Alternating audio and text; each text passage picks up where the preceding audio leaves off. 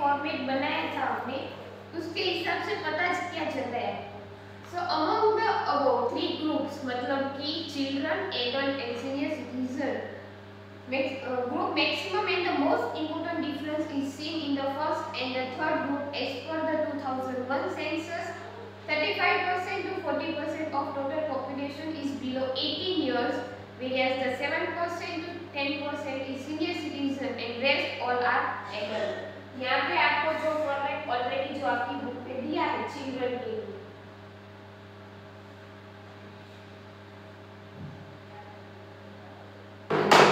Format ऐसा था कि children, adult and senior citizen. जब इस फॉर्मेट के हिसाब से 2001 का रेशियो निकाला, 2001 की टोटल पॉपुलेशन में से जब उनको जानना था कि टोटल पॉपुलेशन में से चिल्ड्रन, एडल्ट या सीनियर सिटीजन क्या थे, तो टोटल 100% में से चिल्ड्रन का परसेंटेज कितना निकला, तो 35% से 40% है। हम अभी 35% फिक्स ही रखें। फिर एडल्ट परसेंट कितने थे, सॉरी सीनियर सिटीजन परसेंट कितने थे, 10%, 7 to 10%। तो आप सोचो कि चिल्ड्रन 35% है, सीनियर सिटीजन 10% है, तो बाकी जितने बचे वो क्या हुए, हमारे एडल्ट। तो ये रेशियो उस समय में मालूम हुआ।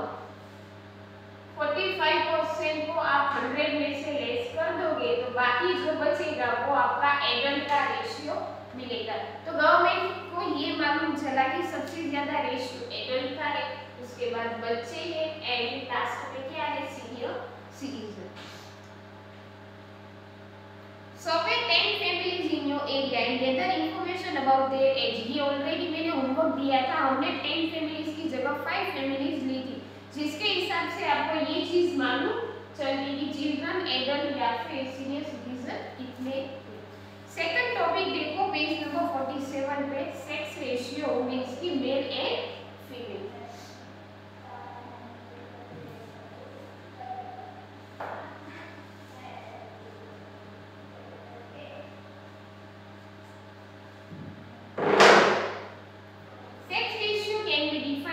Number of female per 1000 male. The sex ratio has been reducing consistently since 1951. Sex ratio उसकी definition क्या है? So sex ratio जो है वो 1000 male के सामने कितनी वुमेन्स है वो वाला रेट, मतलब कि सेक्स रेशियो अगर 1000 मेल के सामने अगर 900 जितनी वुमेन है तो वो हुआ आपका रेट पर 1000 men। The ratio of women is called sex ratio।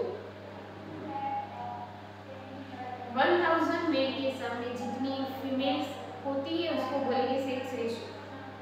India में कैसा है कि मेल का जो रेशियो है वो ज्यादा है, कंपैरिजन में जो फीमेल का रेशियो है वो काफी कम है। अगर ये आपको जानना है तो आप थिंग्स टू नो में देख सकते हो कि इंडिया में आपको जो दिया है वो फीमेल का रेशियो दिया है, क्योंकि मेल का रेशियो फिक्स है 1000। इंडिया में देखो वुमेन्स कितनी है, 940। वुमेन्स का रेशियो कितना है, 940, जबकि मेल का रेशियो कितना है, 1000। तो मेल के सामने वुमेन्स कितनी कम है, तो 60 वुमेन कम है। गुजरात में देखो तो वो रेशियो कितना है वुमेन का, 980। तो आप देखो कि मेल उसके सामने कितने है, 1000। सो मेल के सामने वुमेन का जो रेशियो है वो आपको देखो बुक में ऑलरेडी दिया था कि 1951 के बाद वो रेशियो बहुत ही कम हो रहा है। दोनों के बीच का जो डिफरेंस है मेल एंड फीमेल का वो रेशियो बहुत ही कम है। मेल 1000 जितने तो उनके सामने वुमेन्स बहुत ही कम। रेड अलर्ट दिया है, अमरेली में रेड अलर्ट है, क्यों? क्योंकि 1000 मेल के सामने जो वुमेन का जो रेशियो है वो पहले 986 का था, 987 का था, जो अभी हो गया है 964। तो ऑलरेडी पहले कम था और अभी उससे भी ज्यादा कम हुआ है, तो वहाँ पे जूनागढ़ में भी सेम आप देख सकते हो कि 1000 जितने मेल थे, जिसके सामने पहले 955 जितनी वुमन थी, अभी 952 जितनी वुमेन्स हुई है। भावनगर में 1000 मेल के सामने वुमेन्स कितनी थी? 137, जो हुई है 131। ये सारे ऐसे प्लेसेस दिए हैं जहाँ पे पहले ऑलरेडी कम थे और अभी उससे भी ज्यादा कम हुआ। राजकोट में 1000 मेल के सामने 130 जितनी फीमेल और फिर जाके हुई है 124। कच्छ में आप देखो 1000 मेल के सामने 942 और जबकि आज के टाइम पे है 107 जितनी female. The Gujarat government launch, जिसके चलते गुजरात गवर्नमेंट ने क्या किया है, तो एक स्लोगन जो है वो लॉन्च किया है कि बेटी बचाओ save the girl child campaign to stop female feticide. Feticide का मतलब क्या है कि फीमेल का जो रेशियो है वो कम क्यों है? वो जन्म होने के बाद उनकी डेथ हो रही है, इसीलिए फीमेल कम है, ऐसा नहीं है। उनके साथ होता है foeticide.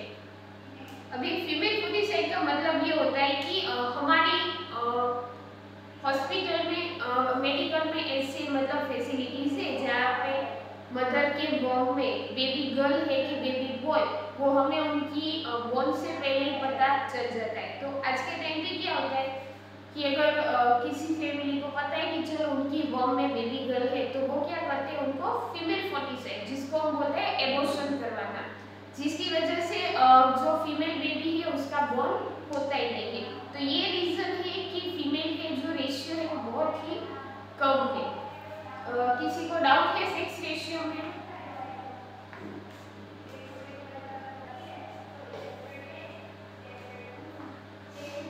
The development of any country depends on the literacy rate of that country। यहाँ पे ऐसा क्यों लिखा है कि डेवलपमेंट जो किसी भी देश का है वो बात है लिटरेसी रेट के ऊपर डिपेंड है, क्योंकि डेवलपमेंट के लिए या फिर कोई भी टेक्नोलॉजी समझने के लिए एटलीस्ट लिटरेसी बहुत ज्यादा जरूरी है। या फिर किसी इंडिया में आप नो डाउट किसी के साथ आप कम्युनिकेट कर सकते हो, लेकिन कभी बाहर जाओ तो कम्युनिकेशन के लिए आपको वहाँ की लैंग्वेज भी आना जरूरी है।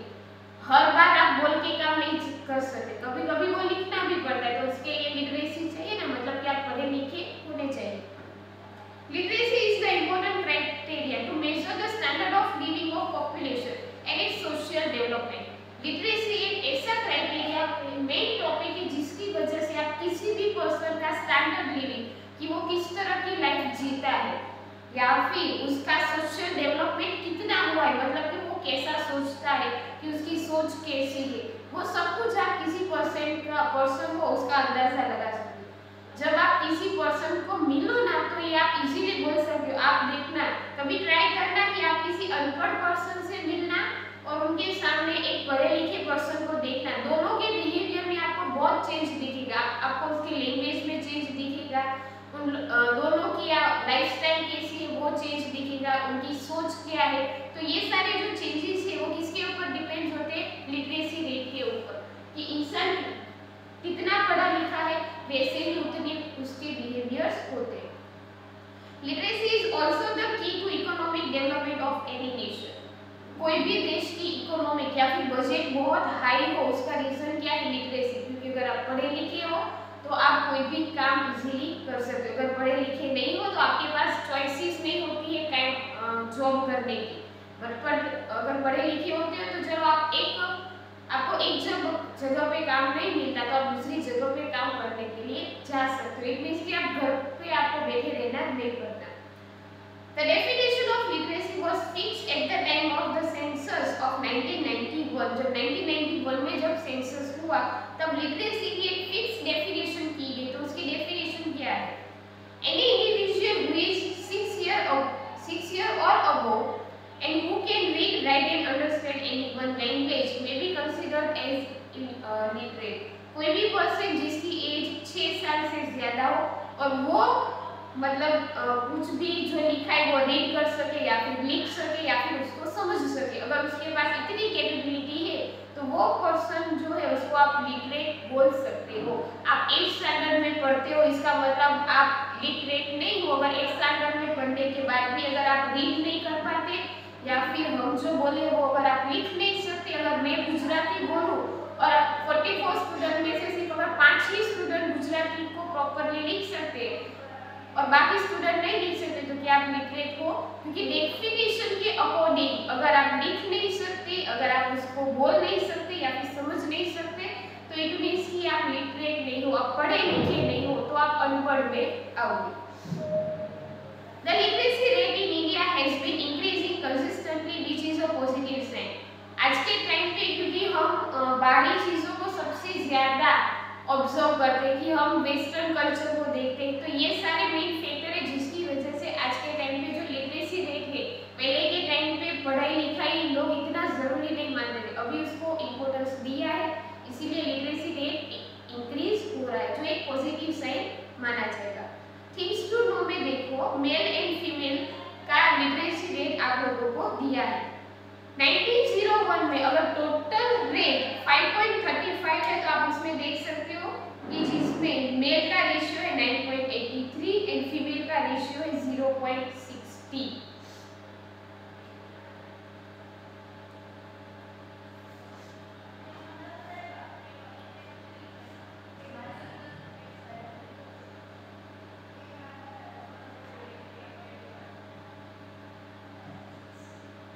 लिटरेसी रेट फॉर 100%, आपको ये मालूम होना चाहिए कि कोई भी रेट अगर परसेंटेज की बात हो रही है तो वो 100 में ही माना जाएगा।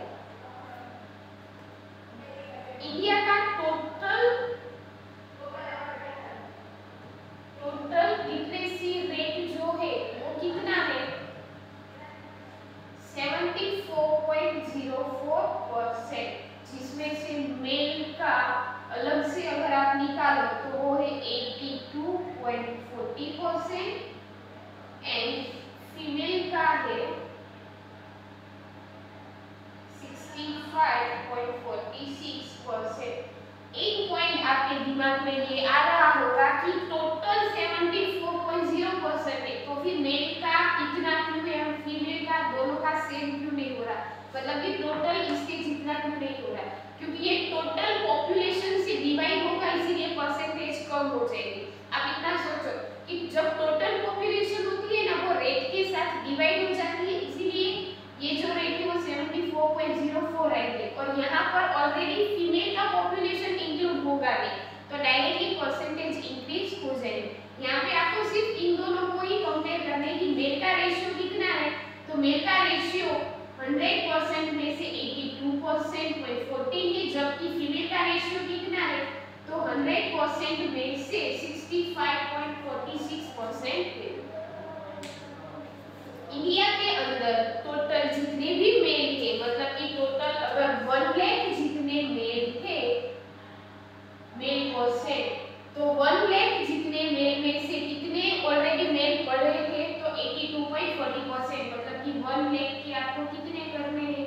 82%। अभी हम राउंड फिगर ले रहे हैं, ठीक है, 82%, तो कितना हुआ?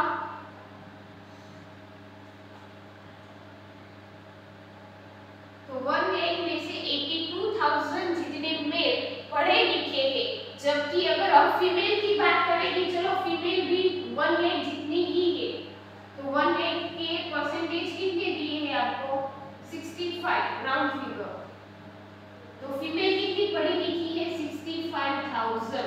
तो ये आप रेशियो देखो कि दोनों के बीच में कितना कम है, क्योंकि इंडिया में ऐसा ही है कि पहले ऐसा था कि मेल को वो पढ़ने लिखने के लिए बाहर भेजते थे, जबकि वुमेन्स को नहीं, इसीलिए मेल का रेशियो टोटल में से 82,000 जितना है कि वो पढ़ते थे, लेकिन वुमेन सिर्फ 65,000 ही। फिर आगे जाके देखो कि स्टेट्स की बात की है केरला, जहां पर टोटल मेल में से कितने मेल पढ़ते हैं, तो 96.2%, एंड फीमेल का देखो कि टोटल फीमेल जो है उसमें से कितनी फीमेल पढ़ी लिखी है, तो 91.98%। तमिलनाडु में आप देखो ये